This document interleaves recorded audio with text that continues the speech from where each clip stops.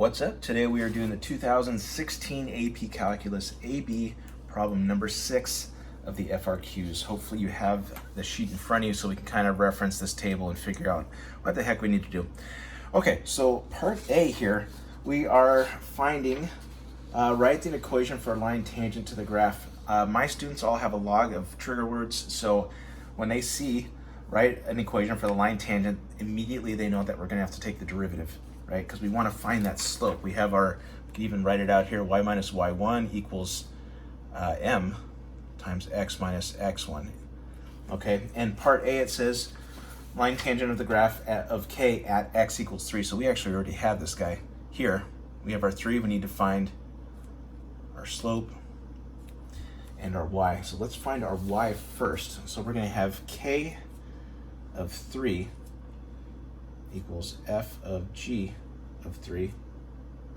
And let's look at our table to figure out how to do that. So when our x right here is 3, so our x is 3, at g of x, that's going to give me 6.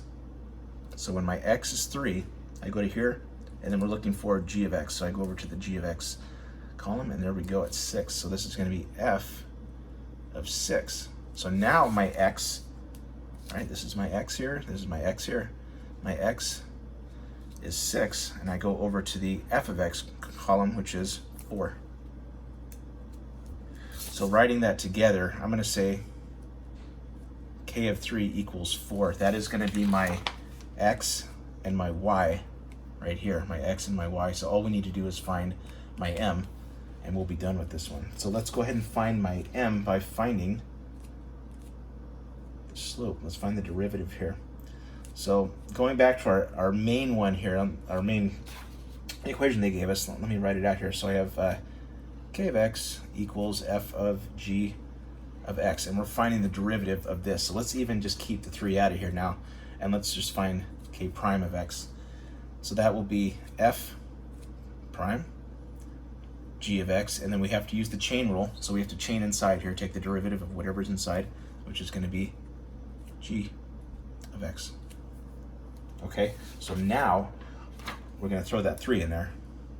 K prime of 3, so f prime of g of 3 times g prime of 3.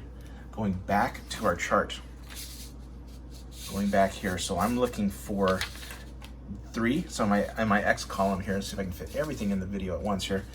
So g is, my x is 3 here, so I go to the 3, and I'm looking for g of 3. G of 3 is 6.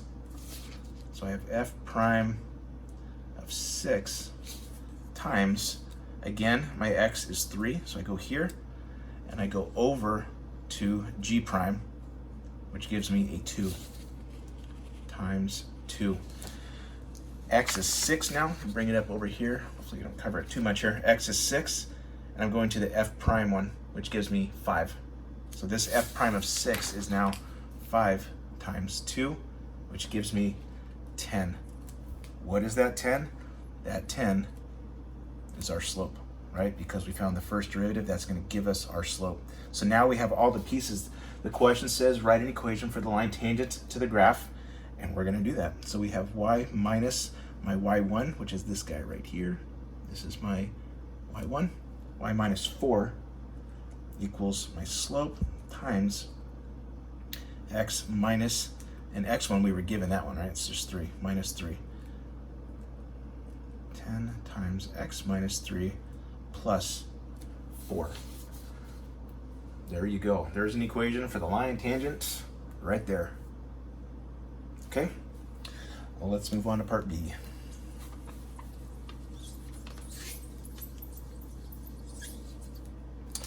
Part B.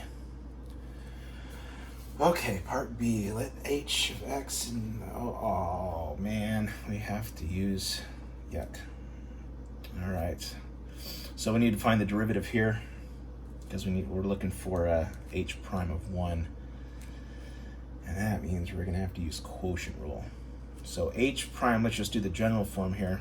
H prime of x is going to be g prime of x, and this again is just a quotient rule, minus f of prime of x, g of x, all over f of x squared.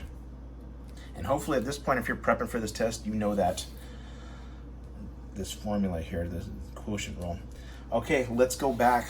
We are looking for h prime of, what was it again? 1, h prime of 1. So we're going back to our chart. I'm looking for this one here. Let's just go piece by piece. So x is 1. Yeah. Anyway, x is 1, and I'm going over to g prime. So x is 1, g prime of 1 is going to give me 8 times x is 1 here.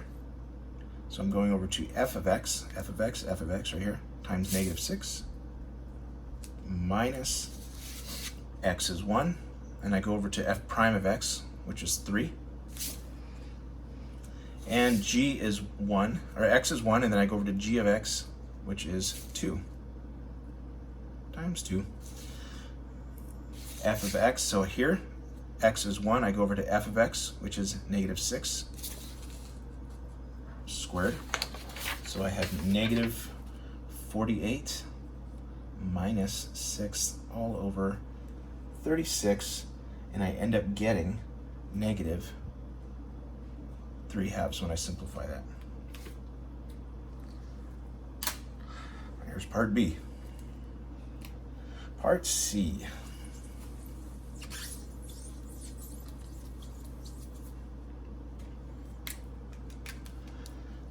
Okay, part C. So it says evaluate. Okay, so this here, let's see, we have 1 to 3, and I'm looking at this and I'm saying, okay, I have second derivative here, but I'm taking the integral of that. When I take the integral of the second derivative, it's going to drop me back to f prime, and that's good for us because we have f prime in our table there. So let's go ahead and take the derivative of that. You could u sub this, but just know that when you do take, right, let me do that real quick just to show you where that 1/2 is going to come from. Let u equal 2x, du is going to be 2 dx, and then I'm going to sub that over, or divide that over, excuse me, dx. So this 1/2 is going to be on the outside here. So I'm going to have 1/2. Right now we just are back to f prime of 2x from 1 to 3. And back to our table again. So let's write out what we have here. So we have 1/2 f prime of 2 times 3, which is 6, minus f prime of 2 times 1, which is 2. And that's going to give us our answer here. So let's go back. So we have f prime. So our x is 6. Our x is 6 here, and I'm going over to f prime, which is going to give me 5. So I have 1/2 5 minus, and then 2, x is 2. I go over to f prime, which is -2. -2.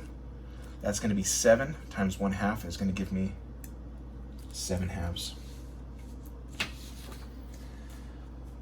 All right, comment below if you need, if you want me to do any of the other ones I haven't done yet. Subscribe. You guys have a great day. Take it easy.